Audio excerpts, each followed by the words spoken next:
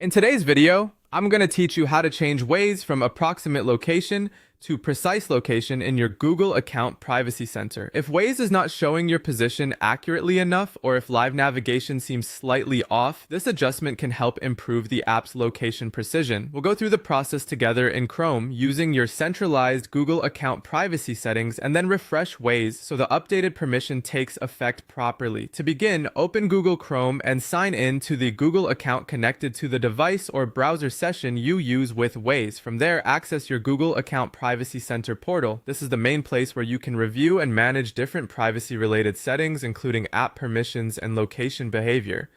Once the page loads, take a moment to make sure you're in the correct account, especially if you use multiple profiles in Chrome.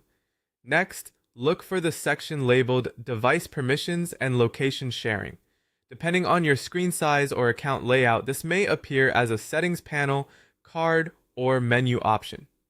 Go ahead and click into it. This area controls how apps interact with your device's location data, so it's where you'll be able to adjust the level of access that Waze is currently using. After that, find the specific app access control entry for Waze. You may need to scroll a little if you have several apps listed. Once you locate Waze, check the current location setting. If it's set to approximate location, that means the app is only receiving a general area instead of your exact position, which can affect route accuracy, arrival timing, and live movement updates. Now switch that permission from approximate location to precise location. This tells the system to allow Waze to use a more exact GPS position. When you make the change, give it a second to save and confirm that the updated setting remains selected before moving on.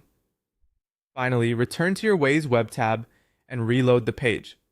Refreshing the session helps reset the live positioning signal and prompts Waze to recognize the new permission level. After the tab reloads, give the map a moment to update and then check whether your current location appears more accurately. If the change doesn't seem immediate, wait a few seconds and make sure Chrome has fully refreshed the page. In many cases, that's all it takes for the updated precise location setting to start working.